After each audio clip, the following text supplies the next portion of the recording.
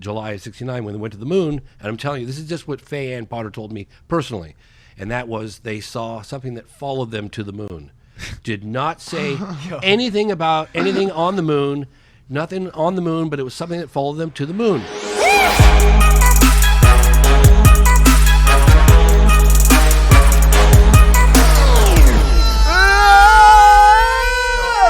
Y'all ready for this? Done. I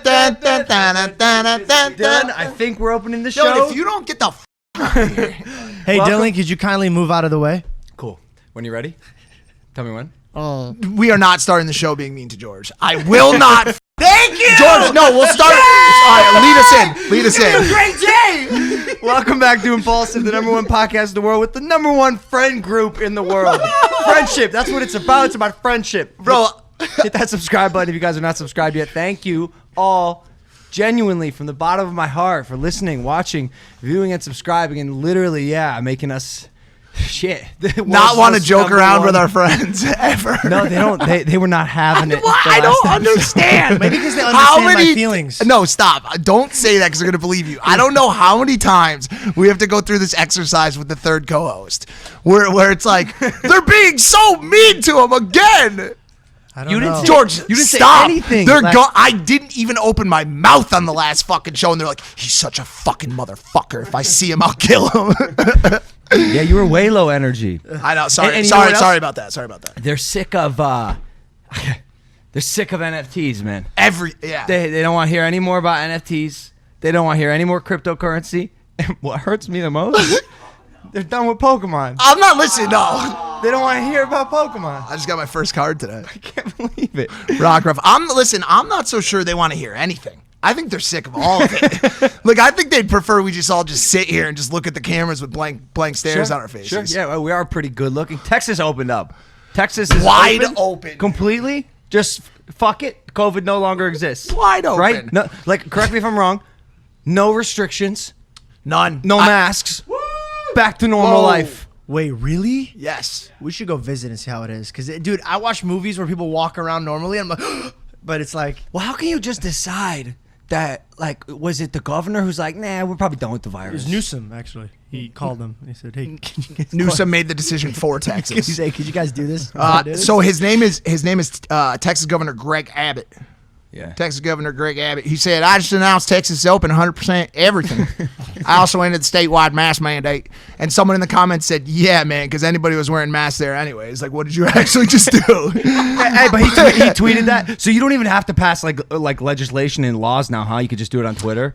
Yeah. That's cool. I think that's how it works. But somebody just tweeted it. Y'all are free to go about your lives. Somebody favors it. Somebody in the comments said, having one state that does this while all the rest of the states don't is like having a piss in this area only section of the pool.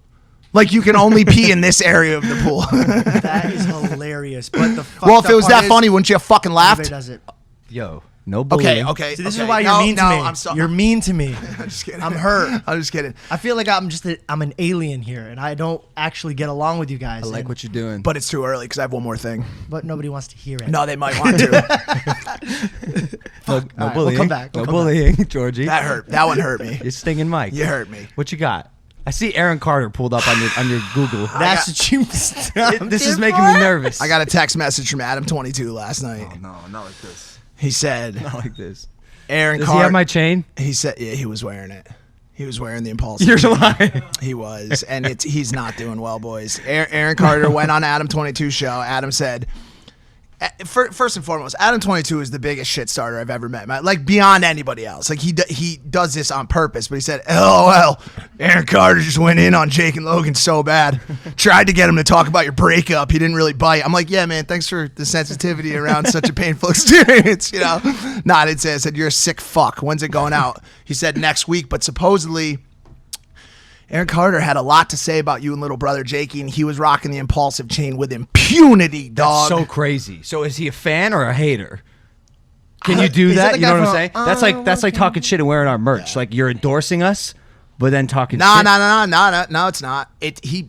it's like wearing some chain you robbed off a rapper you don't fuck But with. it says like he jacked that shit off you. It's no, I gave it to him. Nah. And it says this Nah. on it. Like, how much earned media is that? Bro, he popped your chain. You didn't do shit about it in the streets, bro.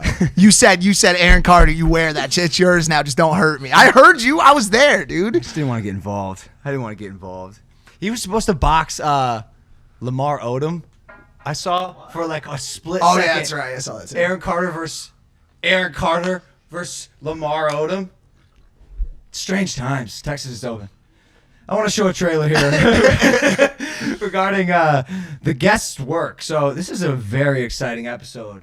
Could be a pretty eerie episode, depending on what angle you view it through. But we're gonna play this documentary trailer right here for a film called The Phenomenon. Check this out, and then I'm gonna bring the guest on. This is his work. Watch. Okay, watch. Are you watching? Go ahead, watch now. I knew this was breaking news for the front page of the New York Times.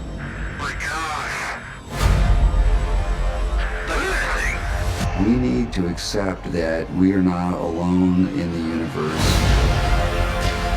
The federal government all these years has covered up everything that's very, very bad for our country. There had been visitation, crashed craft, material recovered. It was not anything from this earth. All I could do is keep a mouth shut. The public has a right to know. There's a tremendous resistance. I guarantee every one of them knows that this event happened. Hiding these dark secrets even from elected presidents. They came running up here in such a panic. John can't make that up. Declassified government documents confirm ongoing UFO incursions at nuclear weapons sites. Are you saying that there's some evidence that still hasn't seen the light of day? I'm saying most of it hasn't seen the light of day. These things are real. They're here. This is happening now. Our guest today is a UFO expert and director of the groundbreaking documentary The Phenomenon, which features high-ranking government officials speaking on what many of us believe to be true. The alien spacecraft exist and have been visiting us for years. He's brought with him never-before-seen materials. Please welcome James Fox. This is nutty. This is probably the most I've ever been excited. Yeah. Well, he's got the secrets, potentially even the secret to the universe. What is it? How did we get here? Welcome to Impulsive, James. Oh, thanks so much for having me on, you guys. It's exciting. Of course. So we've had a UFO expert on before, Dr. Greer, who I'm sure you're familiar with, right? I am. And I'll just say it. I loved Dr. Greer and his entourage, and he showed us some things that were pretty interesting, to say the least. He was convinced he had a picture of an alien, kind of looked like lights, and you know, he left, and I was like, Yeah, no, I'm acutely aware of that. My own father was like, son, what are you doing? So you cannot discuss anything that you can't prove in a court of law.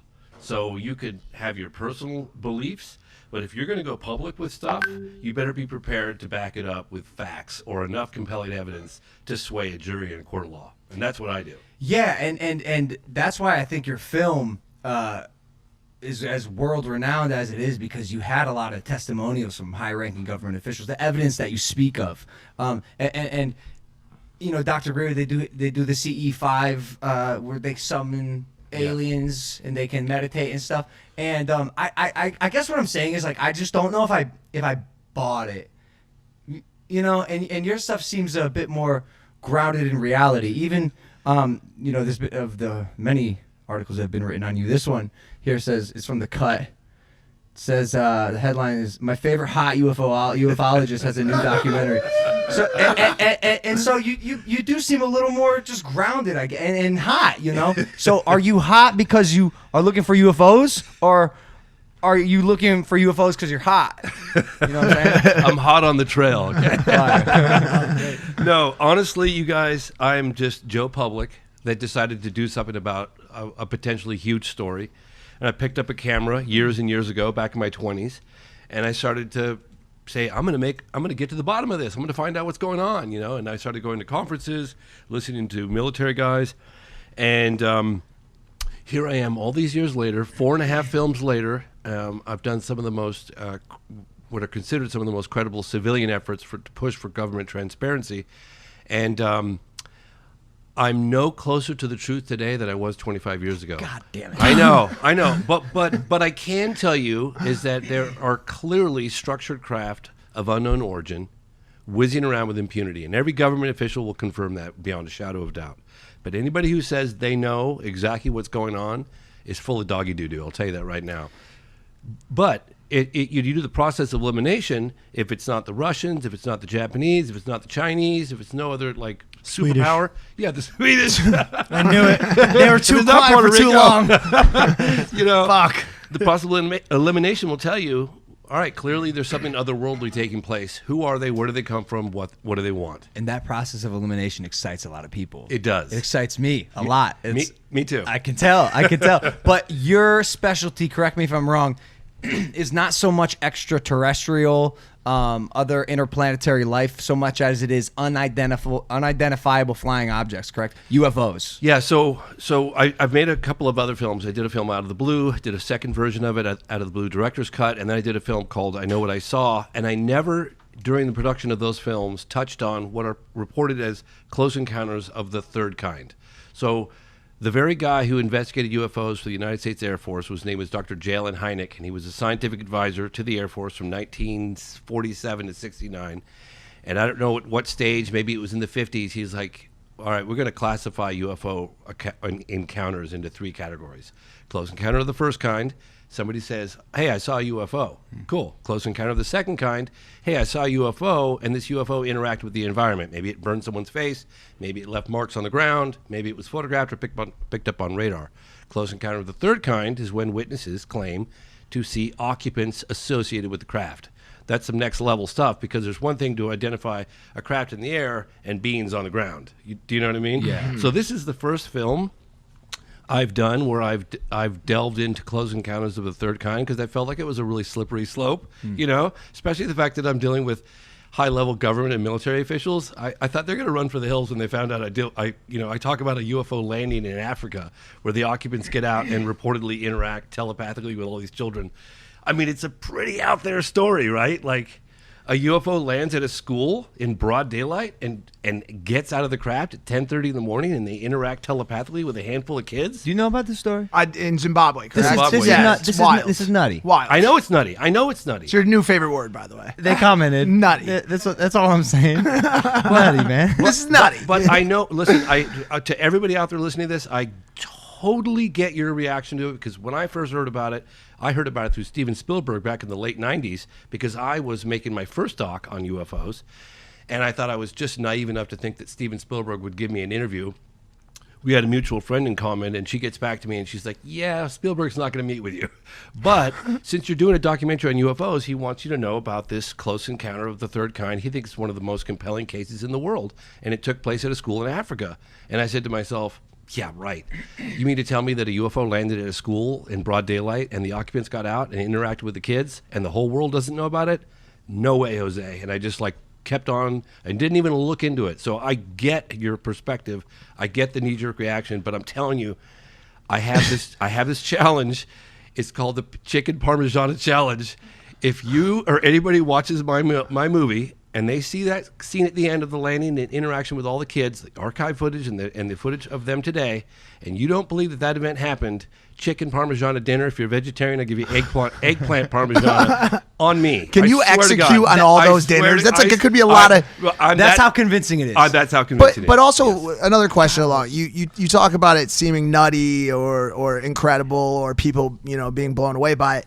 Never before have I seen a time like right now where the government and the mainstream were also starting to embrace the conversation around this potentially being something that could be proven. What is it over the past 2 to 3 years that has changed to make government officials start to step up and say, yo, we kind of want this stuff to start getting out there too?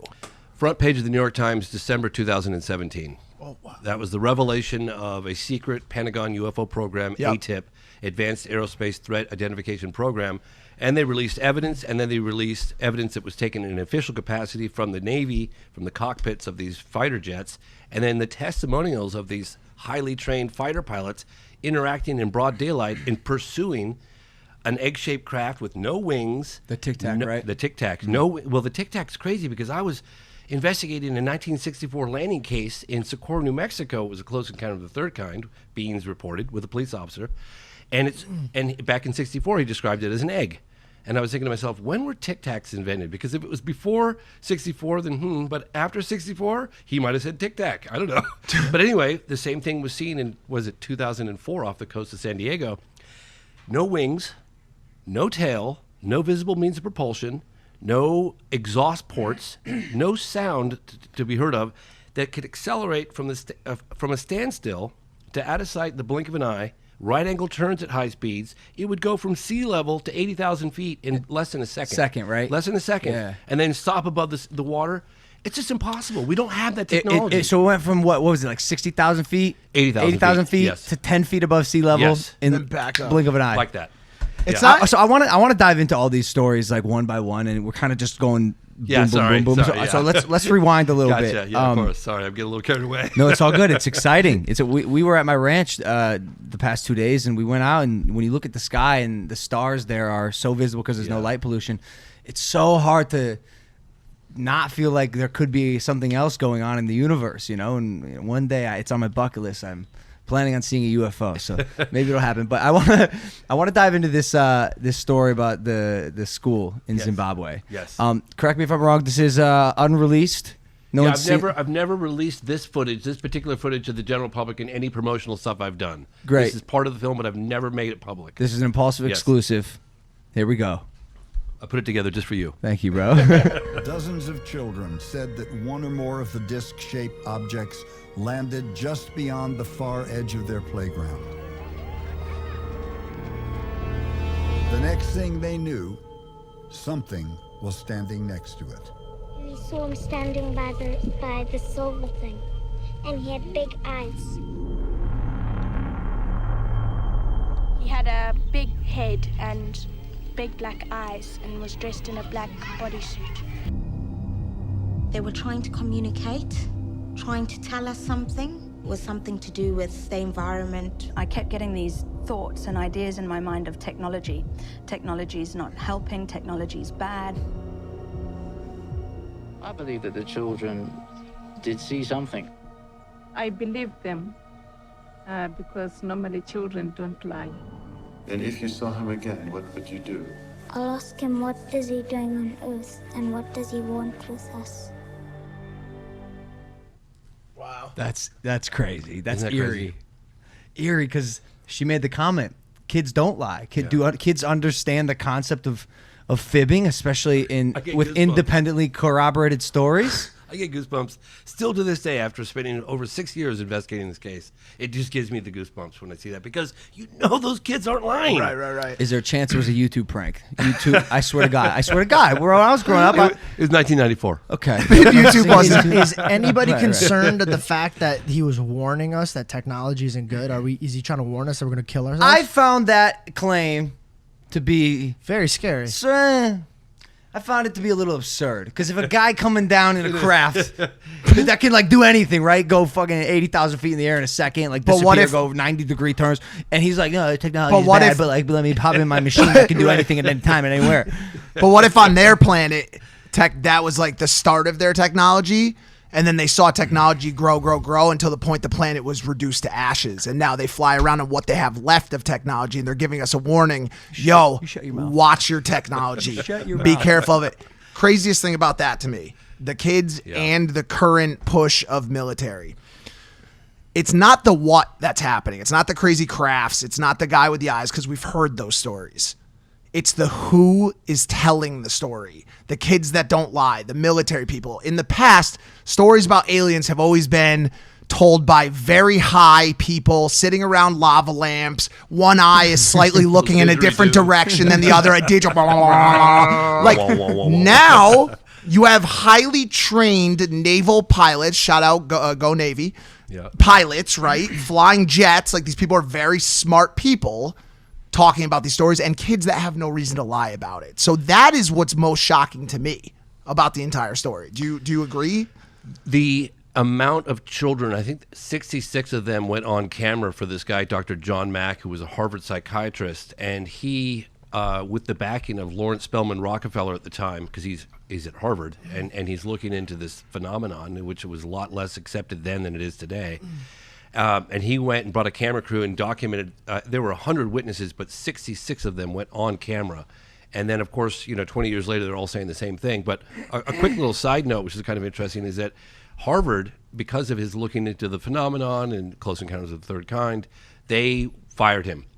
And Lawrence Spelman Rockefeller called Harvard University, who was backing the guy at the time, and he said, "Oh, you guys like those Harvard grants that you get from the Rockefeller Institute? Yeah, those are going to be gone if he loses his job." And so they're like, "Okay, he's back on the job now." Wow. So that Harvard psychiatrist that flew to Africa, yeah, he ended up getting hit by a car. He looked the wrong way, unfortunately, in London. It wasn't a big conspiracy. He just looked the wrong way. It can happen. Are you sure? Yeah. Where's he from? Well, it was Harvard, so America. So America. So wait, yeah. just let me clarify this. A man who went to the most amazing school in the world couldn't stop, look, and listen. Hold on a second. I know. They go the opposite way. I've done it there. almost. They do. They go the opposite way there. Oh, that's true. They look, stop, and listen. I've almost done it. I've almost Wrong done it side in of the London. road. for Serious. I'm America. dead ass serious. That's insane. George, you're funny. You are. Yeah, you are funny. And we both love you very much. Of the many questions I have, Yes. why a school in Zimbabwe? Like, why are they always in these like remote locations that don't really make? Like, why Roswell? Why a Zimbabwe school? Why there's that doc on Netflix right now, somewhere in like the middle of nowhere. I think I can answer that question pretty well. I mean, this is going to be speculation, but can I show you something? I'd love to see anything. So this is interesting. So you guys have to remember that. Satchel. Yeah, I know my little satchel here. You have to remember that we take a fairly hostile position, the military does, for anything that's unidentified in our airspace, particularly if it's over sensitive nuclear weapons facilities. So dating back to, and I'll get to your question, I promise. Cool. This is interesting. I've given this a lot of thought. I've got some really cool stuff to share with you guys. That looks exactly how I thought it would look. You know what I mean? Like, it's just like, I love you, man. I got you a phenomenon sheet. I was made by my 20-year-old nephew. Oh, fantastic. Dow, and he hand printed those for you guys. What's his name? Dow. What Dow. size? What size does he think There's I an am? extra large and a large. Like the Dow Jones? Yeah, Wow, it's DOW. amazing. Yeah, he made them. He was so excited when I was coming on the show, so he wanted you guys to have those. These are phenomenal. Yeah. Thank you. Yeah. So this is really interesting because in 1952, and I'll get to this. I promise you, I'll get to this in a second. So in 1952, we were taking a fairly hostile approach towards any unidentifieds or unknown in the airspace. Of course. To the point where there was an incursion over the White House and the Capitol building. We talk about it in the film with UFOs over 2 consecutive weekends in July of 1952. They were shooting at these UFOs. They were actively given the authority to engage and shoot at them. Yes, and there was some testimony from extremely credible people that one of them was successfully shot and some of the debris fell to the ground and was recovered. I got this very document from the Truman Library, and it was unknown on the internet. I'd heard it existed, but it's a very concerned civilian from the Rocket Society who's contacting the White House, President Truman at the time, saying, please do not engage on any of our behalf in aggressive behavior towards what could be an extraterrestrial presence trying to make contact with us. Why are you shooting at these people? This is the original telegram from 1952. You could read part of it. It's pretty cool. But you know the why. So 1952, the beginning of the Cold War, correct? Like we're actively in a major issue with Russia. Everybody is on edge. We're waiting for atomic warfare and nuclear winter. Mm-hmm. And so tensions are already extremely high in the country at that point. So can I read this? Please. Yes. Go. I got this from the Truman Library. The President, the White House. I respectfully suggest that no offensive action be taken against the objects reported as unidentified which have been sighted over our nation. Stop. Should they be extraterrestrial, such action might result in the gravest consequences as well as possible alienating us from beings of far superior powers. Stop. Friendly contact should be sought as long as possible. Stop. Guy kind of sounds like he was fucked up, man. Well, no, because the stop is a telegram, telegram. so it's telling you to stop. You're not supposed to read that part. Okay. Sorry, I should have said something beforehand. He's drunk and he's like, He's all Stop. So anyway, so in the middle of doing by GP. So in the middle of doing this research, I started hearing about these landing cases at schools, and I was like, come on, I just can't believe that school landings could be happening and that the whole world not know. I just couldn't wrap my mind around it. So there was another case that happened in Australia in 1966. It's the Westall Primary School. There were 350 witnesses on that case. 10:30 in the morning, broad daylight, UFO over the school. Every single student, including the teachers, out there looking at this thing in broad daylight. And then it lands just outside of the school playground. And a bunch of kids jump the fence against the will of the teachers, like, stop, total mayhem, and they run out and they come within 10 feet of this object sitting on the ground, okay, at a school. So I'm thinking to myself, and then you got the Africa case, there was cases in France, there was cases in England. If you were, and I'm just saying, I'm just speculation here, but if you were wanting to make contact, you get shot at when you're interacting with the military, you have a fairly benign presence with children. I'm just saying, maybe, there are lots of cases that have happened where contact was made with children because children aren't going to shoot at you. I'm buying it. And they're open. So Yeah. I like that. know. I like that theory. I I love it. Yeah, so I'm sold. just saying, like, this is something that I've been thinking about. We interrupt this program to bring you a word from our sponsors. I don't know about you, but I feel like I'm always looking at a screen, especially now more than ever. And whether you're an avid news watcher or in serious need of a distraction, unplugging yourself is easier said than done. And one of my favorite ways to rest my eyes and still get the content that I'm looking for is by putting in my Raycon wireless earbuds and listening to something great. Whether you're catching up on your favorite news podcast, binging an audiobook, or powering through your workout like I am with a pumped up playlist, a pair of Raycons in your ears can make all the difference. Trust me, I listen to them when I go running, which is often because I'm training for Floyd Mayweather. No dangling wires or stems to get in your eyes or in your way. Raycons come in a range of stylish colorways, but always with a comfortable in-ear fit for a more discreet look. Raycons are built to perform anywhere and anytime with water and sweat resistance. I'm sorry, that was funny. Sweat resistant construction and Bluetooth that pairs quickly and seamlessly. And with enough battery life for 6 hours of playtime, you can unplug for a while. And the best part, Raycon makes great sound accessible to everyone with wireless earbuds starting at half the price of other premium audio brands. They're offering 15% off their products for my listeners, and here's what you got to go to do to get it. BuyRaycon.com/Logan. That's it. 15% off your entire Raycon order. So feel free to grab a pair and a spare. That's 15% off at BuyRaycon.com/Logan. Back to the program. But while we're on the children, I've never shared these publicly. And I don't know why these didn't make it in the film. This is great. Because I'm an idiot. So these are witnesses. These were drawn by the witnesses as children, as adults in the Africa case of what they saw. And I got more. Yeah. Why do they always look like this? I have no idea. I really don't have any idea, guys. Is it potentially because that's what they look like? Is this the original? That's the original. Bro, I can feel the crayons I coming off. know. You're ruining it. If you, all right, listen. Hold on, if you had me draw pictures of aliens without ever having seen them, I'd draw the same thing. You know what I'm saying? But those are the people that were actually in the playground at the time. Did they drew this as adults or kids? Yeah, I had them. Well, I featured the children's drawings, and then those were as adults. They've had time to process it, 20 years to think about it. But it's just like, it's just crazy stuff, right? Hang on, I got more in here. Just so you know, really quick, this would make a great NFT. Like, I mean, It absolutely really would. incredible. The shading's great. Speaking It is of a little which, dark in the contrast description, this we're going to drop a link to the NFT. So I got my little goodie bag here. This is great. So there's a couple more here. From a different person, though. Yep. All right. Oh, so he had a mohawk. They got style. He looks upset. You know what? Look No, at his that's mouth. not hair, bro. That's beam. They're like he was beaming. I don't know if you guys want to see that. Why are sometimes there's two and why are sometimes there's one? Some of the witnesses said they saw two. Some of them saw one. I really couldn't Well, tell which you. is it? I know. Yes. And then this one is from a woman named Emily. Oh, were they big? Emily snapped. Yeah, this Emily one, really. this one's fire. Okay. So Emily saw two, and somehow Emily was acting as a drone. So this is another. Emily had a bird's eye view. Looks like a concert of some sort. Don't forget about the chicken parmigiana challenge, guys. I know because everyone's going, "Oh, come on, this landing happened in Africa." They just offered chicken parm to get people to watch a movie. We're not. No, I'm serious. I'm serious. But One thing I want to say, if you see these, this is one thing that explained to me. See these logs? Yeah.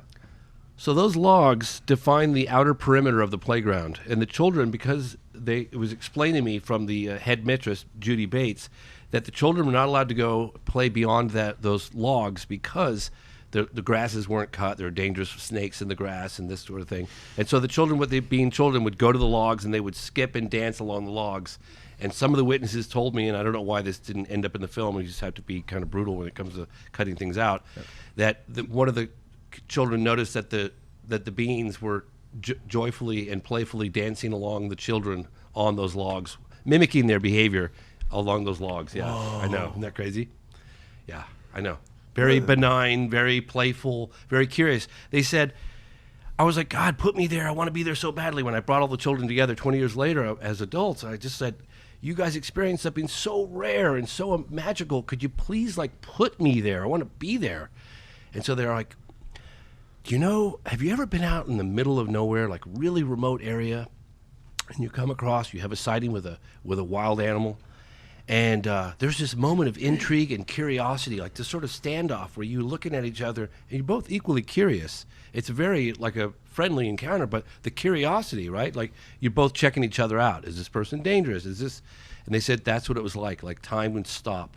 And they were just as bewildered and puzzled by what they were looking at as the beings were with the children. So they're like children in their own right. Do you think Hollywood gave aliens a bad rap? Because I think back to Mars Attacks, right? You remember those ones that take the dog's head off, put it on the human's body, human on the dog's body. Nice. Do you think that they're coming here to eliminate us?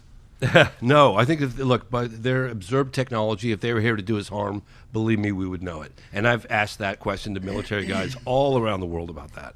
And I can tell you a little bit about why the secrecy, because everyone's like, why would any government hide this from the general public? It's the biggest question in the universe. Are we alone? Yep. I mean, everybody wants to know that question, right? And the military guys look at me and they go, dude, we don't think that way. You have to understand how the military thinks. And I've got interviews with generals in France and Belgium and Brazil and Russia and China all tell me the same thing. They said, look at it this way. And this will make perfectly good sense, I think, to your audience. When there's objects of unknown origin whizzing around with impunity in your airspace and they fly rings around your fastest jets and you don't know who they are, where they come from, and what they want, you can't expose what you know without exposing your vulnerabilities and what you don't know. So to them, they could care less about philosophical implications of are we alone in the universe. To them, it's a problem. Defense. Yeah, they don't know who they are. They can't be like, oh, by the way, this is happening. They're shutting off our nukes. They're doing this. They're landing. Stop right there. Yeah. This is the biggest part of the film. Yeah. What are the aliens doing with our nukes and our nuclear facilities? I heard they turned them off and on as a joke once, like a YouTube prank. So yeah, I know, it's crazy with nukes. So I had the distinct honor of meeting with former Senate Majority Leader Harry Reid, and it was towards the end of production. I'd been involved in the film at probably about the 6-year mark at that point, and we did the interview. It was a great interview. He revealed some startling revelations on camera with me, and he's like, hey, just so you know, I've got about 48 minutes to meet with you, and then I'm out of there. I was like, all right, I get it. So why that number specifically? He was very precise. and he showed up. He showed up like 10 seconds before the interview and left right on time. He was out there. He has a busy schedule. So anyway, about 2 or 3 minutes before the end of the interview, I thought, God, I really need a B-roll shot of the two of us walking, sort of an establishing shot. So I was like, Senator, would you mind terribly? Would you have a minute? We could do a quick B-roll shot. And of course, being a politician, he knew exactly what I was talking about. Yeah. He goes, sure. So we go to the hallway. We're walking down the hallway together, and the security details checking me out, and I get too close to him. It was kind of weird. And I said, well, I might as well take advantage of these 2 minutes walking with Senator Reid in the hallway. I said, if you don't mind me asking, and he spearheaded this secret Pentagon UFO program called ATIP that lasted roughly 10 years. I said, what was one of the more astonishing aspects that you guys uncovered at this Pentagon program?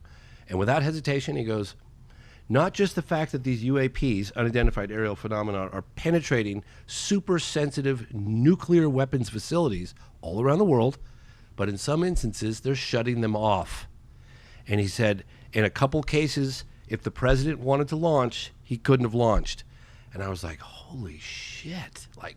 wow, coming from him, like the third most powerful man, like he would have been, So I was like, I have to cover that aspect of the phenomenon in the film. And I went back to production. I spent another year. I contacted the number one researchers in the world, and I put together that National Press Club event and I featured testimony, Robert Hastings, testimony after testimony after testimony from the highest level military officials exclusively responsible for the deployment of our atomic weapons, the most sensitive, all saying the same thing, and nuclear installation after installation after installation. Which was we specialize not in Harry Reid but in Riley Reid. So let's break this down a little bit for us, okay? Yes. She was on that mic one time.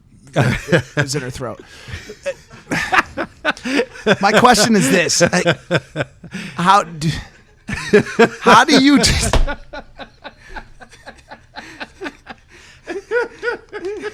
Oh my God! How do you draw the connection between a nuclear shutdown of a facility and aliens, right? Because, and I'm asking this question because we know that there's a bunch of other things, mostly warring nations, that are trying to do just that, right? With cyber warfare. They're trying to, and we do it to North Korea all the time. We just say, yo, your systems are now offline. We get malware into their systems. We turn it off, right? Mm-hmm. That's what we do on the cyber offensive. And people are doing it to us. Russia's doing it to us. Iran's trying to do it to us, whatever, right? Mm-hmm. Why was it aliens that did it? Well, I don't think they're saying aliens. I think what they're saying is you've got a sighting, of you got all these military guys looking at a disc, hovering over a silo. Oh, well, that changes. Yeah, and they're all looking at it. They're picking it up on radar. It's right there. And then all of their systems shut off, and then it just goes pooh and shoots off at the distance and is gone. And it's really funny. I talked to this launch control officer, Colonel Salas, and he was so funny. I realized why this guy was a launch control officer, because he was so calm and mellow. He's like, yeah, well, the way I see it, it's kind of like taking matches out of the hands of a baby. I thought, wow, that's an interesting perspective. Well, I mean, what can a baby really do with matches? Yeah, no way baby knows how to light a match. Yeah, I mean, they just simply, maybe like a dynamite or something. Yeah. We have so much technology. We have beyond radar. Yep. We have cameras on every single block. Probably have satellites on, now the government owns those satellites, but some of the cameras are owned by John Q. Public or corporations. Why do we not have a real privately driven footage of a craft? I know we have some government stuff with the flights, with the naval flights, but why don't we have some sort of video of a close encounter with the third kind? We have people that have talked about being inside ships. We have people saying they've had anal probes from aliens. We have nothing. We have no video. Where is it? Okay, so it's a great question, by the way, and that was one of the reasons why we ended up on the front page of the New York Times, because some official cockpit recordings were made of these objects, coupled with eyewitness testimony, coupled with radar, ground radar, airborne radar. But when I met with Senator Reid, and I've been hearing about these stories of military guys saying, yeah, we shot this footage and we handed it over to a government, jet, and it flew off to Washington, gone forever. So I was talking to Senator Reid about this, because I want to know too. Like, I'm right there with you, right? And I said, I met with Mercury astronaut Gordon Cooper, who was the last American astronaut to go up in space alone. He was an iconic figure of my father's generation, really well-known guy and very credible. And he told me in an account on camera, it's in one of my films Out of the Blue, he's like, there was an incident that happened at Edwards Air Force Base circa 1957 of a landing on the dry lake bed in broad daylight. They were filming an installation of an F-86 fighter jet runway. And all of a sudden, out of nowhere, this disc-shaped craft lands on the dry lake bed. The guys with their cameras turned it on the craft, and they film it, and it sits on the ground, and then it takes off. And he said he literally put the gear in the wheel oil and shot off at an extremely high rate of speed, and it was a disc. No wings, no tail, no visible propulsion, blah, blah, blah. So he gets the film footage developed, and again, he's telling me all this on camera. He gets the film footage developed, and he gets higher and higher up to eventually a courier jet comes in from Washington, D.C., picks up the footage. He said he didn't play it to the machine, but he looked at it and he could see the disc on the ground, the developed film footage. So I was telling the story to Senator Reid because I'd like to know where the hell that footage went to. Right. And he goes, And I said, yeah. And then he hands the footage over to this courier jet, and then Reed goes, and it was never seen or heard from ever again. I went, yeah, exactly. That's exactly right. I go, did you guys come across this stuff? He goes, it's all here. It's all there. Oh, they have it. Yes. He goes, it's all there. We have all of it. All where? All where? In the government files, like in the Pentagon. You gotta go get 'em. I know. So look, there's another thing I'm getting to. So I put together a call to action because I actually went to Washington, D.C. years ago, and I pulled aside chief of staff primarily, but some congressmen, some senators, and I said, look, what is it going to take? They're like, do you think this is a career-enhancing move for us to go out without the support of our constituents? To like looking at do they know what's going on? I mean, some of them do, and some of them hear certain things, but they need to hear from the general public, like, hey, we want more government transparency on this topic. And right before I came on the show, I talked with Lou Elizondo, who was the director of the secret Pentagon UFO program, and I said, hey, I'm going on this show. He goes, great. He goes, I think one of the reasons why we're getting as much traction today is because the newer generation are much more open to this. They haven't been jaded with all the other crap that's gone down the pike in the last 50 years. So he thinks that an informed public is much more difficult to pull the wool over their eyes. So I have a call to action on the website. I got contacted by this 22-year-old law student, and she's like, hey, I saw your movie. It was amazing. What can I do?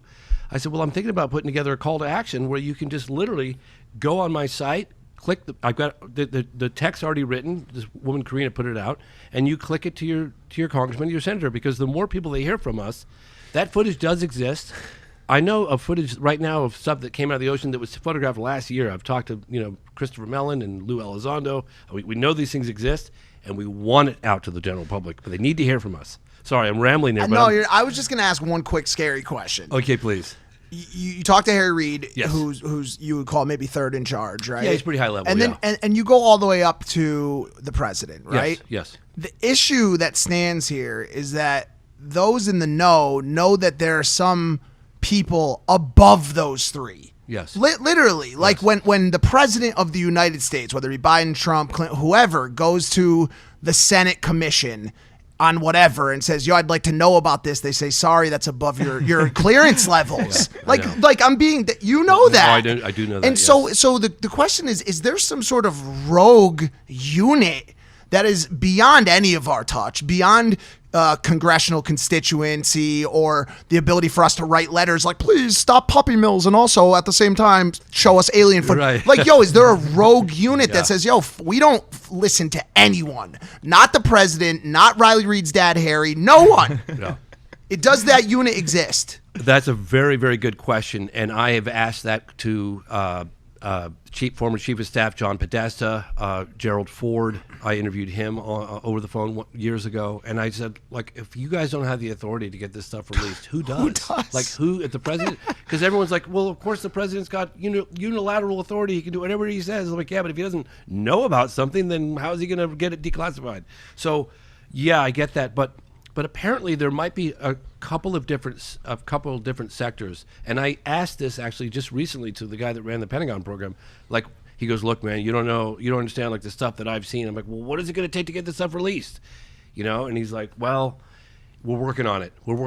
But again, I bring back, if anybody out there wants to actually do something about helping this out, is that the more they hear from us, I promise you, the more there's stuff that's happening right now. Warner, Rubio, those guys are talking about this 180-day deadline. I don't know if you guys heard about that or not. So I wanted to bring this up. Yes, please. Okay, because it sounds like the Pentagon and the government is sort of hearing us. Yes. A little bit. Even when they released the Pentagon released the UFO video of the Tic Tac, which we had already. TikTok.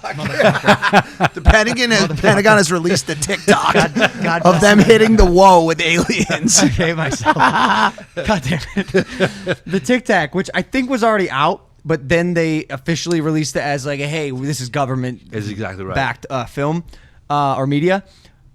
And what was it that like somewhere in the document said in 180 days we'll start releasing this UFO footage, which I believe is this year in June. Yeah. We'll start getting some sort of extraterrestrial ET material identified. What was it? It was material. They have to provide an intelligence briefing that's going to be made public to Congress.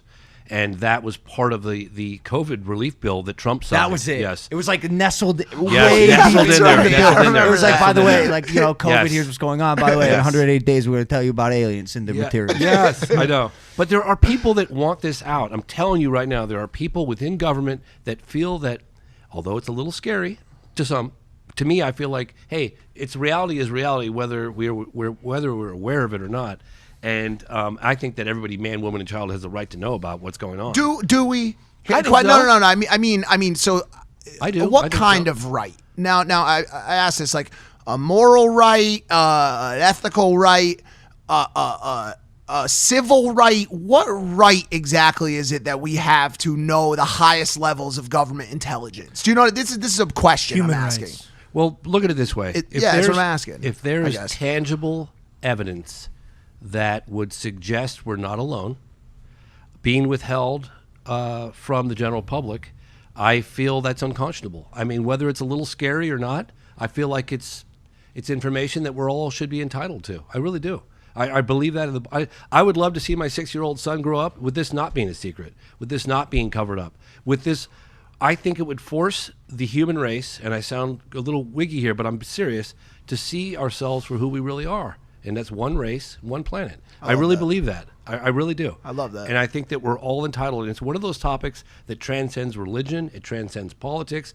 We're living in incredibly divided times right now. And this is something we can all get behind and agree with that, hey, man, this is fascinating. And this pertains to all of us. But I've never heard it put in that way before, because it's a very utopian outlook on why we should know about aliens.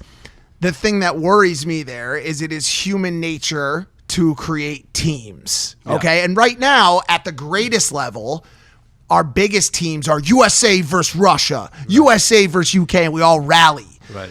What if the downside of getting this exposure and understanding that aliens exist creates a Earth versus X-52-77? You know what I'm saying? Yeah, Space Wars. Right. Is that? I mean, could that happen?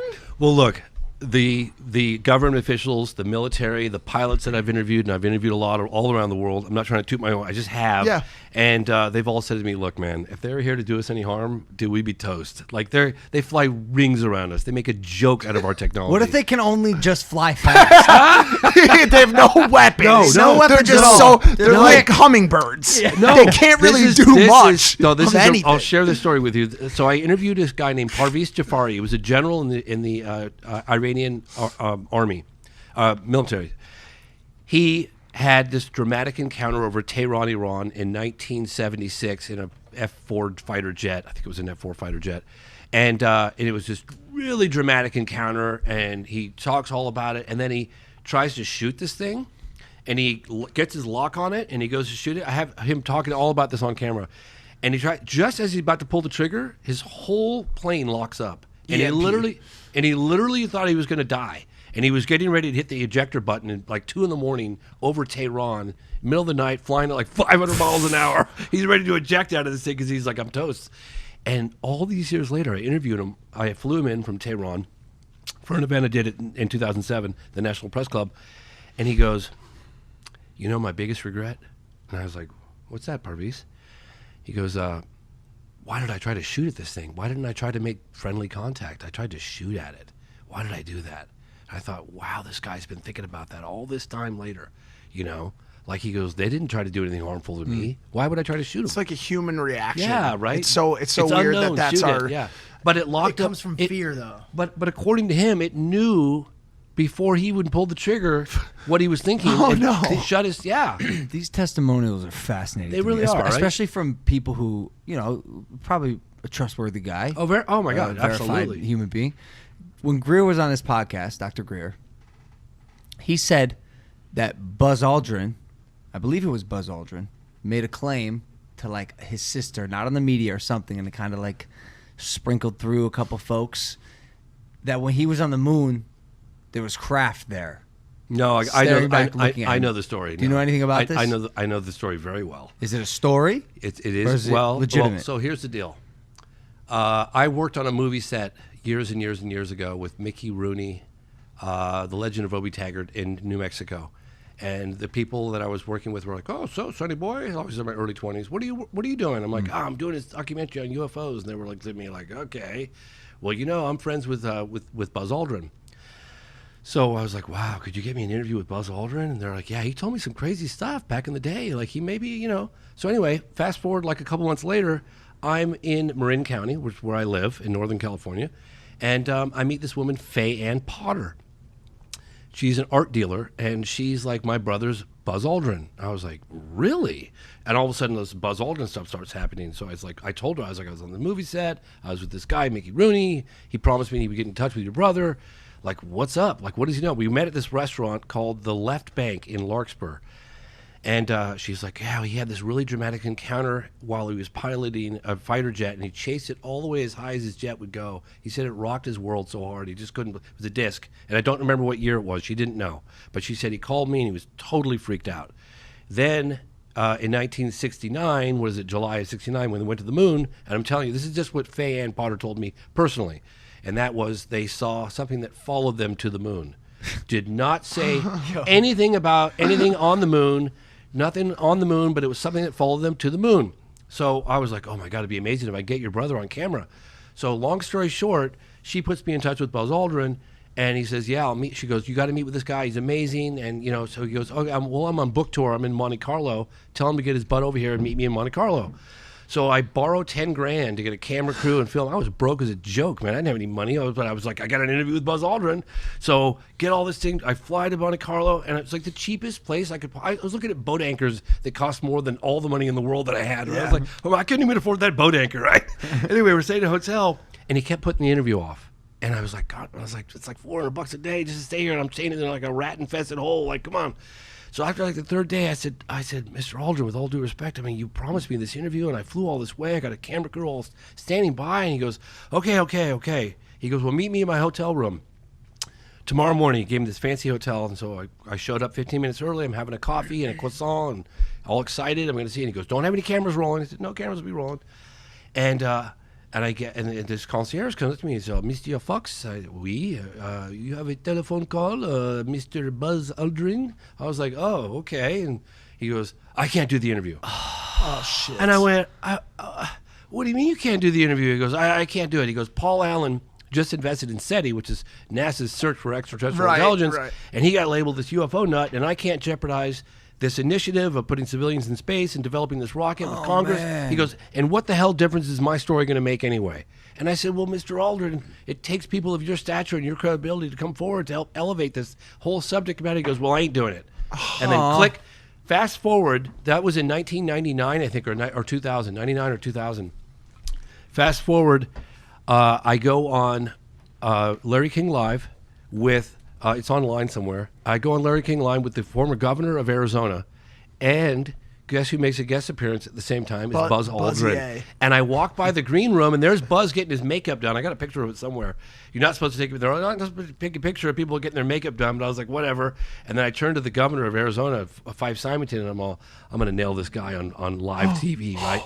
And he goes, James, you can't do that. That guy's, he landed on the moon with Neil Armstrong. He's an icon. He's a rock star. Yeah. Like, you can't do that. I'm like, I told him what happened. He's like, yeah, but still. I was like, this guy never apologized for anything. I was like, he left me hanging, And so I went on the show with Buzz Aldrin. It was live, and I just watched him lie to everybody. And I'm like, just looking there going, okay, great. Yeah, and that was that, man. No. Yeah, God, you almost had it. Swear to God. Do you think he'll come on Impulsive and tell his story? I got his number.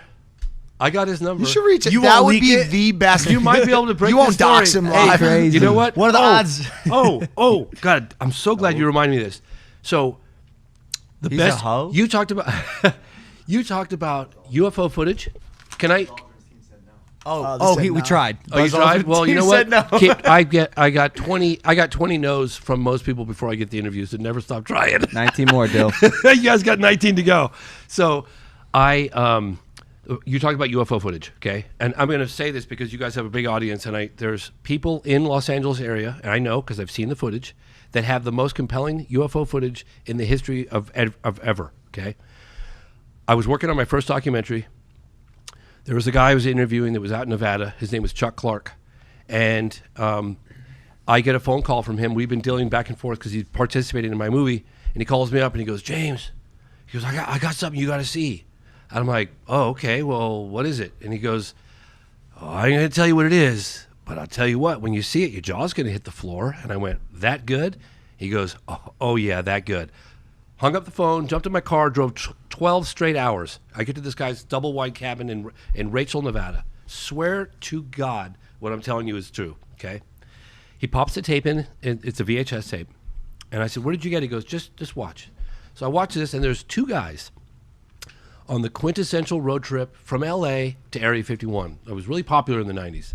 And they're like goofing off next to the signs, and they go the little alien, and hey, look at this little UFO, and they're just being silly, having a good time, road trip, music.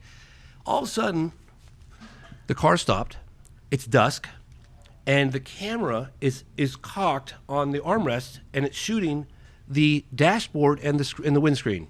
And it sounds like, and I couldn't see, but it sounds like the two guys in the car are trying to climb under the seats, and they're screaming at each other. And all of a sudden, the car lights up. Like if you could imagine, like here's the car, if there's an object above the car with a light on a pendulum, and it's moving very smoothly like fluid, like back and forth like this. So the light source is moving, and all the shadows on the inside of the car are moving in this really fluid motion. I'm like, Jesus Christ. And it's over the top of us. Get under, get under. So I think it's happening above the house right now. I know, right? So I'm looking at this footage going, my God, this is unbelievable. And then all of a sudden, Is that what it sounded like? Are they coming after us? No, you could hear a pin drop. You could hear a pin drop. So anyway, I'm looking at this footage, and then the younger guy, because apparently there was a 19-year-old and a guy who was like 29, he goes, I'm getting out. I'm going to, no, stay in the car. It's over the top of us. Ain't no He probe. goes, I'm getting out. Never seen again. I promise you, I saw this footage with my own eyes. It's here in Los Angeles. The guy gets out of the car, takes the camera, and he pans it up, and right about the height of a telephone pole, you could hit it with a rock easily, was this perfect disc. And I interviewed a lot of people that have just tried to describe what the disc looked like and had the flight characteristics and how it floats, but I'd obviously never seen it, so I could only imagine. I've only had words. And I could see why they've had so much difficulty describing what this looked like, because the skin on this thing was like glowing like it was alive. I swear to God. And it was sitting there rocking like this, like kind of rocking like a boat on the ocean, like really fluid and smooth. And it's glowing, and then it had these like if you took a pie and you cut perfectly symmetrical piece out of the pie, and where the seam was slightly darker, but all around it, everywhere else was glowing. So it wasn't like a light source; it was like it was alive. I don't like this one. No, because I've been thinking this for 5 fucking minutes. You love pie. I'm No, sorry. that's not why. It's not because of the pie. I'll tell you quickly. Okay. 2 more seconds. And I'm done. 2 more seconds. And the guy just goes, and you're thinking like, I just looked at it, go, this fills in all the blanks. This is the most amazing footage I've ever seen. The guy goes, oh my God. And then the camera shuts off. And that was it. Have you ever seen Blair Witch Project? No, stop. I'm telling you. Here's why I don't like this one. Here's why I don't like this one. 2 19-year-olds on a trip to Roswell or to Area 51. Their first mistake turned out like playing with aliens. Like, yo, let's be honest. These guys set up a fucking storyline. They're at Area 51. No. They got the aliens. I don't think so. The car. Stop! They're lifting us up. No, like because it has every single part of a trailer. No, because it wasn't produced. It wasn't produced. It wasn't distributed. So here's the cool thing. No, here's the cool thing. Sorry, go ahead. Where's the footage? Yeah. Where's the footage? Where's the footage? James, because this is where you lose me, because you're saying these things. I'll pay good money for it. And where is the footage? Yeah, I know. I'll trade a crypto. I'll tell you right now, Chuck Clark has it. Who is that? Dick Clark's brother. Chuck Clark. He wrote a book, this manual. There's people going after it. But look, What's man, he I'm do- just what's he telling doing? you. I need it. Chuck, I'm coming. I'm coming, Chuck, to find you. Chuck Clark. Chuck, I'm he's coming to coming. find you. I need to find this footage. If somebody, I'm going to do what I did with Pokemon to UFOs. Yeah, if look, the market's I booming. saw this, I know. Look, I'm just as frustrated as you guys are about it. How do you think I feel? Why is he hiding it? He's not herpes. Okay, so I know, right? So the guy, what Chuck told me at the time, and I harassed him for 15 years, and he goes, if you ask me again, I'm never going to talk to you. And then I asked him again, of course. He never talked to you. Never talked to me again. Wow. And Who is he? So he stuck to his guns on So that he one. wrote the Area S4 51 handbook. He was an amateur astronomer. He'd located at Area 51, when Area 51 was really hot back in the 90s, he'd located these vantage points on these mountaintops where you could see down onto the base, and like where you wouldn't violate national security or go where you weren't supposed to go. Chuck had done all that stuff, and he was just out there. He was a fixture out there, and these kids were on a road trip, and they were laughing and mocking, and then they drove out of town, and they had this encounter, and then they came back into town, and were like, we think we shot something that the government's going to kill us over. That's what he told me. They think they captured a secret military craft that's completely secret on camera. All right, well maybe they did. Maybe maybe they did, maybe I they said don't. Yeah, that's what they said. And so I said, just put me in touch with them and let me talk with them, and he wouldn't do it. If you don't mind me asking, why did he blue ball you by like showing you, and he's like, all right, that's all you Yeah, get. why do you want to show you? He made you drive 12 hours for that shit? He blue balled you. No, he pulled out a tit and didn't let you hit. Can I ask? You know what I'm saying? What a the tit conversation. is actually The reason why I mention it is because the people that shot it live in L.A. One of them was working in production, and somebody it's here in Los Angeles. The footage is. I'm sure they want that. We got clout. We got money. We got to go get them. I want to see it come out just as badly as you guys. Believe me, I saw it. I've been thinking Would about you it trade all your Pokemon cards for that footage to own it? No. Would you give him I wouldn't. Would you give him an Instagram pop tag? Instagram pop tag. Yeah. Oh, yeah. So do they? I'm sure they like clout, right? Like everybody else. I'm gonna find this footage. I'm not gonna tell you what my plan is, but I'm gonna find this footage. I hope you do. Maverick Club I gets really to do. see it. I don't And I'm posting it in the Maverick Club as an NFT, available only in the Maverick Club. Yeah, no, I think that footage should be out there, and it frustrates the hell out of me because it was so good. And I've seen lots of footage and gone, that footage looks fake. No, man, this was like screamed authentic. I want to rewind a Yes, sir. second just to hit on something Yeah, else. and I have a photograph to show you guys as well. So Sorry. You son of a bitch. Sorry. Did I Unplugged. I unplugged them. I want to rewind just a second because Mike asked a good question that I was actually curious about. Is that we hear all these stories about the 50s, the 60s, the 80s, 90s. You know, when filmography was obviously not as prominent, and now everyone has a cell phone. Everyone has that method of capture. Yeah. And yet we're hearing and seeing, hearing so much less about these visits. And yet everything nowadays is documented by everyone. I think that's what he was asking earlier, but I don't think you answered that. Like, is there a chance that these visitors, whatever the pilots of the craft, are aware of the ever-evolving age of technology that's happening in the human race and kind of pulled back a little bit? That's there are very few people that have actually made that observation, like very few. And I've had discussions with this at very high levels, like why is it these things are ubiquitous? Why is it? And first of all, there are stuff on YouTube, as you know, but it's so hard to make the distinction as to what's fake and what's real. Yeah. But I will say that I was told from intelligence people that there's footage taken from an iPhone in a Air Force jet in the Navy in 2020 of an object the size of a football field, triangular shape, that came out of the ocean and went straight up past these jets. I know. I'm telling you that footage exists. I can't wait to see this stuff. It's going to happen one day. Christopher Mellon, former Deputy Assistant Secretary of Defense for Intelligence, told me that it existed. Yeah, we gotta get I'm him. trying to We gotta put go get him. pressure on the government to have it released. They know it exists, and they know that there's lots of other very compelling photographic evidence that is yet to see the light of day. But it's there. Also, if the intelligence that we're talking about could know when a man is about to shoot at you, Yeah. don't you think they know when you're about to take an IG story? Because this is all we have right now. This was this past weekend? Oh, yeah. I heard about this. Yeah. Okay, here we go. American Airlines Flight 2292. Something go right over the top of us. A pilot reported this. We just had something go right over the top of us that, I hate to say this, looked like a long cylindrical object. It almost looked like a cruise missile type of thing moving really fast that went right over the top of us. It happened on a Sunday when the military doesn't typically perform military tests. Since then.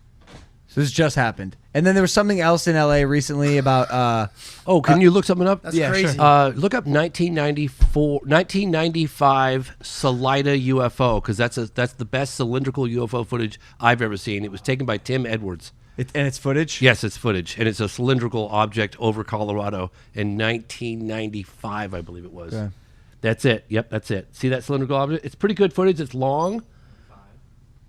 It's long, so you might have So to what are they scroll forward. saying? This might be the alien, like their version of a school bus? Well, it could be. If as you look opposed at to it the sideways, discs? I don't know. It's error occurred.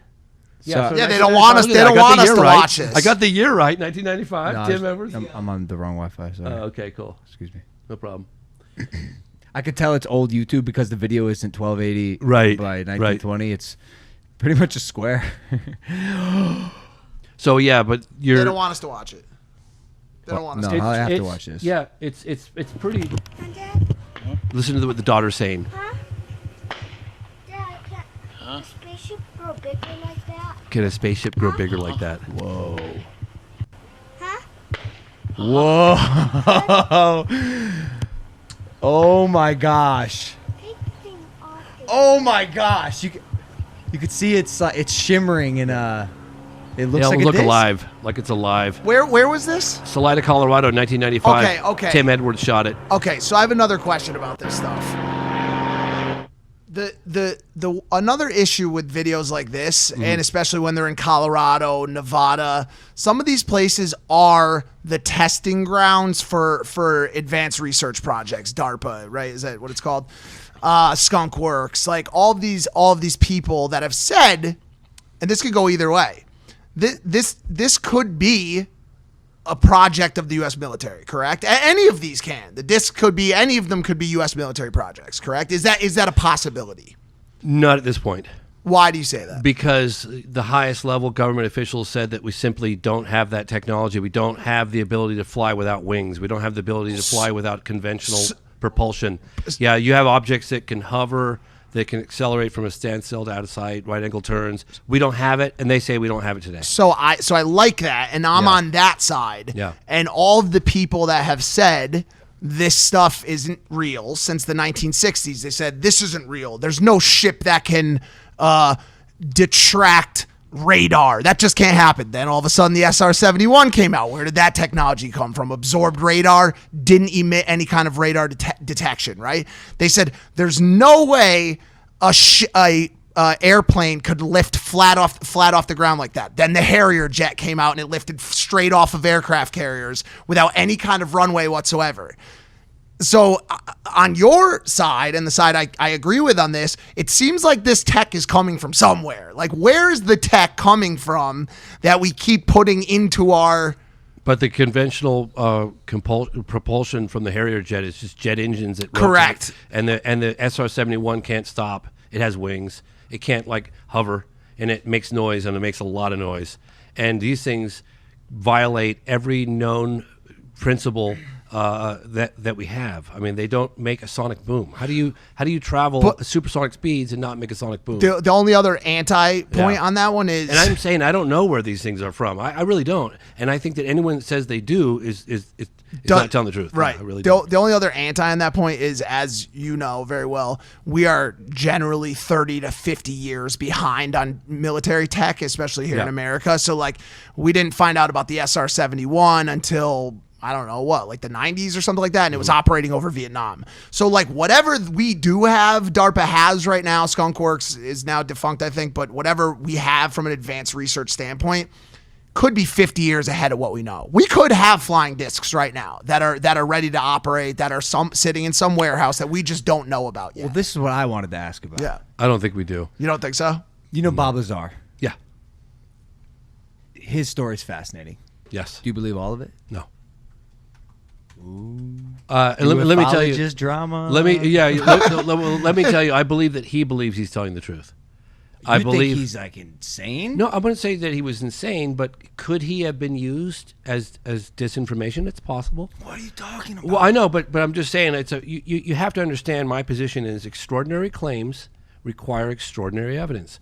I haven't seen, and I've traveled asking questions at the highest levels. I haven't seen any indication that we have successfully reverse engineered that technology. I do believe there have been crashes. I do believe that Roswell happened just as they said it happened.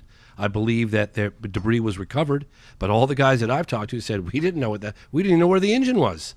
We couldn't even find an engine. There were no provisions. Well, if you look hard enough, I'm sure you'd find it. And so, well, seriously, some of his claims were verified and validated. No. No, I'm not. Yeah, he could have been. Yeah, of course, he could have been where he said he was. He could have been shown things and said there were this when they were that. I don't know, but how do you prove what he's saying is true? It's really hard. I you know think. what I mean? Okay, so I believe that he believes that he's telling the truth. I always have believed that he believes that he's telling the truth. We've had this conversation on this podcast before about the truth. Oh, really? How subjective truth is, and always, the fucking truth. Yeah. But okay, so then rewind his story, and a lot of the claims that he made that turned out to be true later. Yes. In my opinion, verified and validated a lot of the stuff he was saying, which made it easier to believe him for the really, really far out claims that he made. Yeah, right. Like with the hand device that was able to measure bones and symbiotic. Oh, that thing. Yeah, right. To security to get in. Right. Yeah. And everyone thought he was crazy. Then it came out, Yeah. and I think there were a couple other ones. Maybe the element. Right. There wasn't there like an element 115 or something. Yeah. I mean, look, there's no smoke without fire. But again, I remember actually talking to someone who will remain nameless at the New York Times, and we were talking about Bob Lazar, and I said, "Well, I don't know. What do you think?" She was like, "Maybe he might be telling the truth." I was like, "But I can't go there." I was like, "I gotta get that." But how do you verify? And again, I know I sound like a broken record, but extraordinary claims require extraordinary evidence, and I believe that he believes he's telling the truth. Whether or not we have successfully reverse engineered hardware that we have recovered is a big unknown to me, and I hate to just land flat on that one, but I just really haven't seen the evidence. Because that's what I was getting at. That's why I started this. Is what are the chances that we've recovered some sort of craft and humans are now piloting it and using it?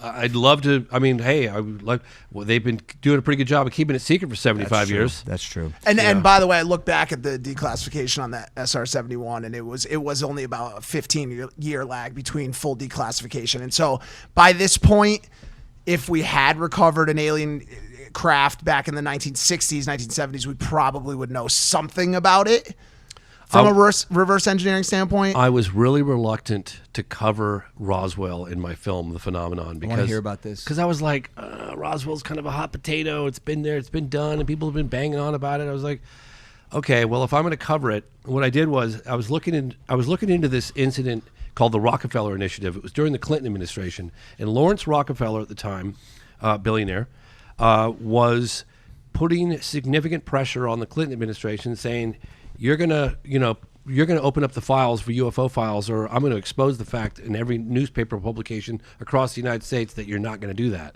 Basically strong-armed the president. So the president basically was like, okay, what do you want me to look into? Is there a particular case? And Rockefeller said, yeah, how about Roswell? Because Roswell, I mean, if it most happened, popular. Yeah, exactly. Yeah. And it's hardware. And it's beans, apparently. Yep. So the Clinton administration, believe it or not, went after Roswell, and at the highest levels. And Podesta, on camera, told me we were not happy with the answers we were getting. So they were making inquiries about it. So I covered Roswell because I'm like, I can't touch on Roswell in the film, assuming that I do penetrate a much broader audience, more mainstream audience. They're not going to know much more than the average Joe about Roswell. Let me just cover the core facts, and that is that the very people that were responsible for the deployment of atomic weapons, the 509th Bomb Squadron, announced to the world, this is all a fact, that they recovered a flying saucer. That's a fact. And it made headline news around the world like that, even back in 1947. Then they were taking the debris in a B-29 bomber, and they were flying it to Wright-Patterson Air Force Base, Dayton, Ohio, which is where the Foreign Technology Division was, with a stop-off in Texas, Fort Worth. And when they got to Texas, get off the plane, there's a flurry of military activity and publicity with the media and everywhere. And the base guy looks at the people on the plane and they, keep your mouth shut, let me handle this. So he goes quiet and throws some debris from a Roswell weather balloon and says, terribly sorry, what we thought was a flying saucer turned out to be a weather balloon. Well, almost everybody in that press photo went on the record, on camera, before they died and said, the original story was true, it was not of this world, this is what we recovered. When I was in high school, I was taking physics, and we had a lesson on pseudoscience one day, and he was going through different things that were definitely pseudoscience, you know. Alchemy was on the list. I forget, there's maybe like 10 things, and one of them was the Roswell incident. And so my whole life, wow. You know, I grew up believing, because of what was taught to me in school, that this wasn't real. And you know, I'm not making a stand at this point in time, but I think it's fascinating how what you're told can resonate with you for so long, and then you open your eyes to something and realize none of it's true. Like, think about it. A high school teacher told me that this thing wasn't real, and I assumed, because he's the teacher, he's the authority, right? I assumed it to be true, and it's almost just like I had to slap myself on my wrist and stop just accepting things that are told to me. And this is why this whole UFO thing fascinates me, because there's so much more when you peel back that first layer. Totally. You know, my father was my biggest skeptic. My father was a mainstream journalist, and when he found out that I was going to do a documentary on UFOs, he was begging me not to do it. Son, you're wasting your life. You're going down a dead-end road, blah, blah, blah. And I was just like, well, you know, being a tourist, I guess that propelled me to work even harder. And so I get, like, the resistance. And now, you know, I've gone around the world and I've talked to these people, and I'm like, and bring it on. Neil deGrasse Tyson, you want to go to debate with me? You're an extremely smart guy, but you don't know what you're talking about. When it comes to this field, I know what I'm talking about. You have an even bigger skeptic in Elon Musk. Yeah. So Elon was on Rogan recently, just to give a little context here. He's got the chicken parmesan challenge. I guarantee you, he'll see that movie. He'll know they're real. Definitely take that challenge. He says, honestly, I think if I would know if there were aliens. I mean, if they wanted us to know about them, they would just show up and walk down the street like, "Hey, I'm an alien. Check me out. Here's my spaceship. I just landed in the middle of the square." And we'd be like, "Okay, I believe you. They're very subtle. These aliens." Rogan asked him if he ever thinks about UFOs. He said 0. If they show up, I'm like, "Great, this is new information. Like, where were you guys up until now? If I see some evidence for aliens, I'll be the first to be like, aliens." And finally, he asked Musk, does seeking out aliens feel like a waste of time to you? And he said yes. If there were aliens, they're very subtle. They're pretty shy. So as far as we can tell, there's none. Nor are we seeing signals from any other solar system. That's Elon Musk on aliens. And Elon Musk is an amazing guy, and I respect him tremendously, but he simply does not have the information. It's as simple as that. If he watches the phenomenon, and I know you guys are like, "Oh, you're out there pushing my movie." Well, of course I am. Like, I did that movie. We're joking. That's what you're here to do. Yeah, no, that's what I'm here to do. Yeah, that's what I'm here to do. Like, I believe in what I do. I don't do it. I never made that movie for the money. I did it because I felt like there was really compelling evidence that hasn't seen the light of day. A part of history that was almost erased. I mean, you look at like all those major incidents and all those headlines that we dug up over an 8-year period, that stuff would have been just like forgotten and like fallen away and never talked about, right? So I know that if Elon Musk watches the phenomenon, I put anything on it, that he's going to say, you know what, I have to rethink what I just said, because there's very compelling evidence to suggest that something really, truly profound is going on.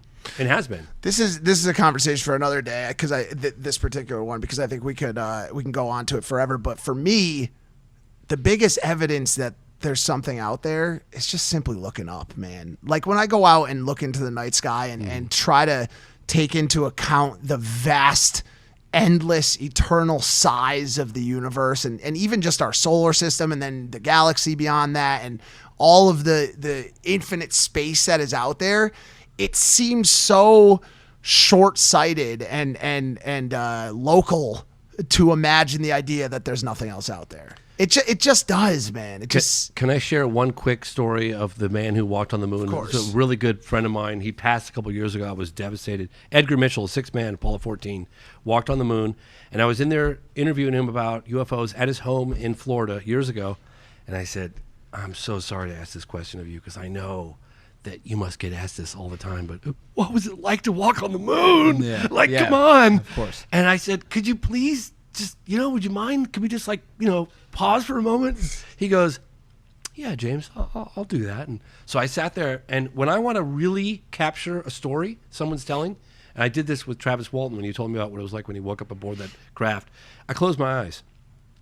And I closed my eyes because I want the words to recreate the imagery in my head so I can see it, right? So I closed my eyes and I listened very carefully, really carefully.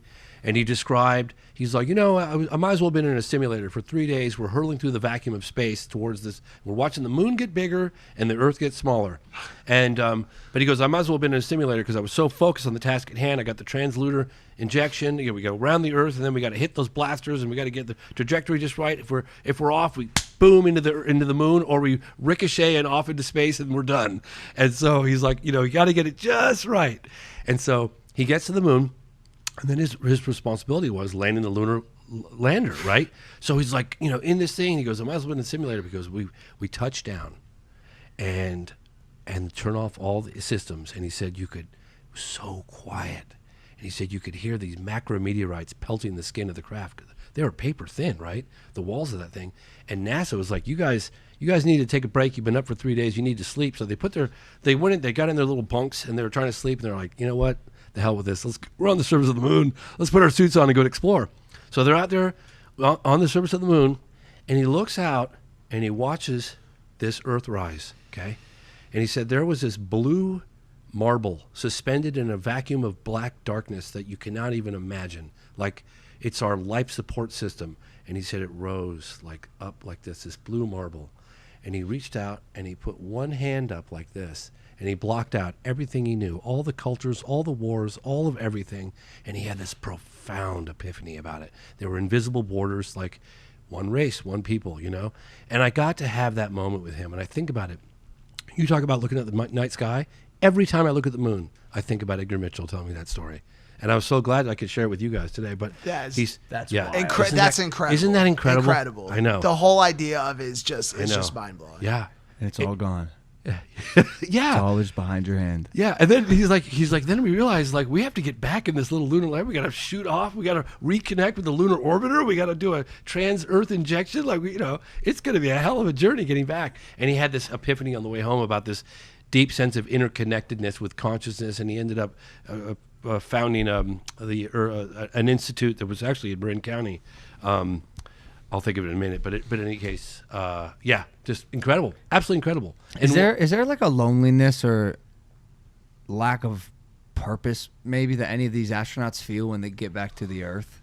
I can't imagine going to another planet and then coming back to Earth wouldn't affect me in some way. I agree completely. You know what? Just hearing that story and thinking about putting your hand up and blocking out all that you've ever known, ever about everything, and then simply putting your hand back away and returning to the noise that is this ridiculous pursuit that we all go out on every single day. I can't even imagine what that solitude must have felt like to be on the moon looking at this madness that exists on this planet from a perspective that we've never seen before. Is mind-blowing. It left an indelible mark on me, and I think about it almost every day. When I see the moon, I think about him telling me what it was like to stand on the moon and look back at Earth. I mean, it's just like... Why do you think we haven't been back? If you look at the Apollo missions, I mean, we were barely even noticing. Like Apollo 13 only got even noticed because of the problems that they had, and they almost died, right? The public had moved on, and they lost the civilian support. It's a very expensive program. But Elon Musk is bringing it back, and we'll be doing missions to Mars. And I think what they said, we're going to land men on the moon in the next couple of years. Yeah, right? where they're trying to bring it back, right? I think, but costliness as well as I think like end of mission feeling. Like, we know it's not made of cottage cheese. Right. You know, like. But what are the flat earthers going to do? Oh my gosh! I know, isn't that funny? Seriously, what are they going to do? They just disband it? Like, hey, we're on the moon. Oh my There's the gosh! Earth. Oh my gosh! I know it's not flat. Yeah. Well, no. They're not going to disband. What do you mean? That's all CGI. But at what point it's is CGI. it fucking not? No, well, according to them, it's CG fucking I, dude. Like, all that's fake. Unbelievable that's even gotten any traction. It blows my mind. We have a documentary.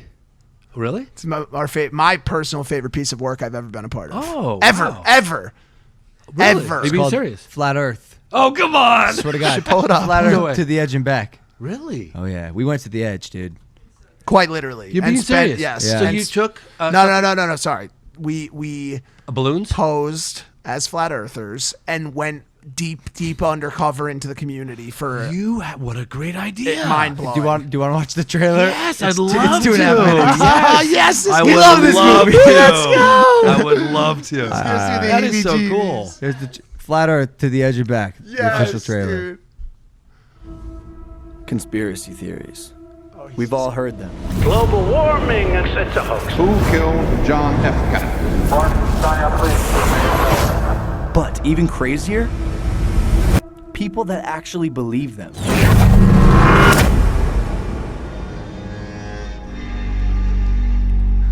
I'm gonna say this as a friend. Do you think the Earth is flat? The Earth is flat. Believe the Earth is flat? Earth is flat. Satan's greatest lie. Destruction. The world that we're living in has been misdescribed. What shape is the Earth? Flat. think that the Earth's flat, because if it wasn't flat, then we would all be falling off of it. Oh my God. It gives me great pleasure to announce for the 2018 Third Flat Earth International Conference,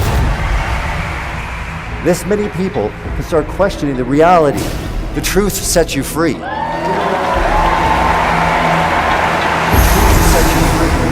The evidence they presented that they did go to space is nonsense. Do you acknowledge that other planets are round? I don't acknowledge that other planets are planets. People could think that it's round is because the shape of your eye is round. We don't have toilet water flying out on people in Australia because of gravity. When you're taught that you just came from nothing, because the scientific narrative is nothing exploded and created everything. And we're crazy? I didn't know any of this stuff before I came here, and You're still learning. Truth sets you free. I can teach you some things. It's tough because you've been told something your whole life and you've been a certain way, right? Stop becoming a flat earther! I'm not saying I am. Man, Robbie, I just don't know what to believe anymore. The truth sets you free. Truth sets you free. Truth sets you free. Truth sets you free.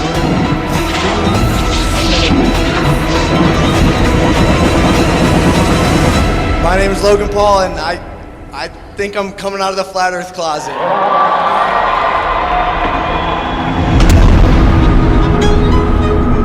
Yo, I'm sorry. There's never been a more underappreciated piece of content. Ever. Wow. Ever, dude. Oh my God. Dude. Oh my God. It is so good.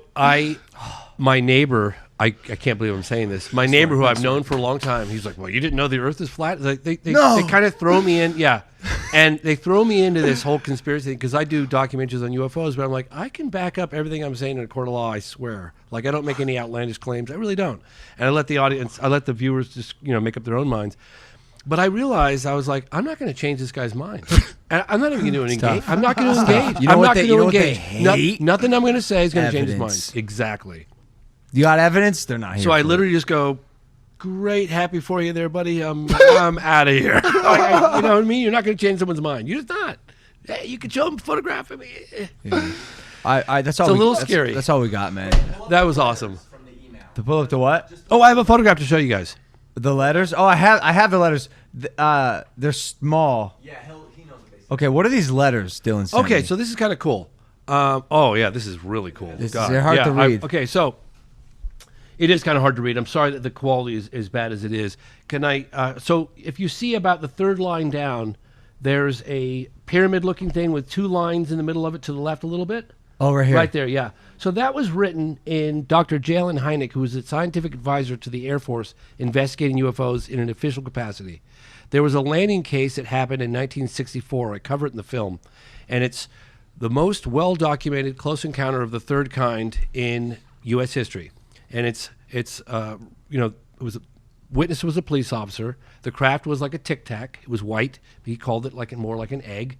And it had a big symbol on the side of it in red, about 3 feet by 3 feet. And there had been so much speculation swirling around for over 50 years about this symbol, because when the military arrived within an hour on the scene, they said to the witness, who was a police officer, Lonnie Zamora, okay, so first of all, don't say the real symbol, because we want to be able to quickly identify a hoaxer. If somebody else says they saw this craft, oh yeah, that's the symbol on the side, they'd know immediately to identify a hoaxer. So rightfully so, they said, let's obfuscate the symbol and let's say you saw this symbol. So the symbol, the real symbol, never saw the light of day. During my investigations of this case, I went to the National Archives, and I won't bore you guys with the details, but I eventually got access to the original Project Blue Book files, which was a total coup. It was like that sound of when the guy rolled them out in the cart. I was like, oh, it was like a halo around him. It was like the originals. And I found this letter from Dr. Hynek dispelling once and for all the real symbol that was on the side of the craft, which is the most well-documented close encounter of the third kind in U.S. history, which occurred in Socorro, New Mexico, 1964, April 24th. And here, people think there's just anecdotal evidence of stuff. You got a UFO, a very credible observer, a police officer in uniform who describes his craft. These are official photographs that were released that I also got, and these are the landing pods of the craft. You can see, not terribly exciting, but but still evidence that something interacted with the ground. It wasn't just a hallucination. It left imprints from the landing gear in the ground, which were photographed and taken rather seriously by the Air Force. This was later declassified. Those are some of the bushes that were affected by the propulsion. It had a blue flame initially that came down. It didn't ricochet off the ground and stir up the dust. It actually penetrated the ground like a knife through warm butter and went down into the ground. But when it got to 20 feet, everything shut off and it was completely silent. No lights, no engine, no nothing. And and it was really well. And there were, right where the police officer said he saw two beings dressed in white coveralls, they were diminutive. He said they were small, like children. And the police officer thought, like, what am I looking at? Is there a car that's overturned? Like, he was trying to provide a conventional explanation, which generally what happens. And one of them, he was kind of calling out to one of them in his patrol car, and one of them turned and looked right at him, and he got eye contact with one of them. And his wife, Mary Zamora, who went on camera for me for the first time, she goes, whatever my husband saw, he was never the same. And he never wanted to talk about it. But anyway, so that's the symbols. That's the original. That's the real symbol, written, spelled out by Dr. Hynek, that never made it in the movie. I'm so sorry the quality is this bad. I thought it was going to be better than that. So it's a little pyramid with an equal sign? Yeah, and so it's like this with two lines here and then one on the top. Got it. And did extensive research. I'm going to keep an eye out for that. Yeah, and there's one other document that I was going to tell you guys. It's not funny. This kind of relates to the name of the documentary. We were like, what are we going to call the movie? For like 5 years, we didn't have a name for it. We're like, when we find it. It takes us that long to title these podcasts. Literally, we're still working on a couple right now. I know, it takes a long time. So we came across this 1947 memo by General Nathan Twining, and basically given an assessment of UFOs. And he says the phenomenon is reported as something real and not visionary or fictitious. And we thought, they've been calling this, the UAPs, the phenomenon since 1947. So we're calling our film the phenomenon. Fantastic. And in the T-shirts, we took this exact font from 1947. That's where our T-shirts came from. That's definitely a phenomenon. That's definitely a better title than equal sign mountain. Symbol title. Yeah, and the thing is that we're not screaming from the hilltops, ET is here, or little aliens. We're just putting the evidence on the table and allowing people to make up their own minds. Go watch the phenomenon, people. Do it. Yeah. Do it. That's all we got. That's all we got, James. I appreciate you coming on Impulsive, man. I really appreciate you guys inviting me on. Seriously, I had a really good time, and I hope I didn't talk too much. No, that was great. That's what you're supposed to do. Yeah. Okay, cool. It's a podcast. Yeah, appreciate you watching Phenomenon, obviously. Where can they find you on social media? Well, go to the Phenomenon Film, thephenomenonfilm.com, and it's got all the information. It's got the trailer. It's got links to where you can rent the film for like a couple bucks. If you want to buy the film, then you should get it from iTunes or Vimeo because it comes with 3 hours of bonus material. For no additional cost. Fantastic. And I didn't realize that. I provided 3 hours of killer material that just didn't make it in the movie, and only 2 platforms accepted it, and that was iTunes and Vimeo. But if you're going to rent it, just rent it from the cheapest place you can find. Okay, cool. Awesome. Appreciate you guys. Thanks for listening to Impulsive. Hit that subscribe button. We love you. We'll see you next time. Take it easy. Bye.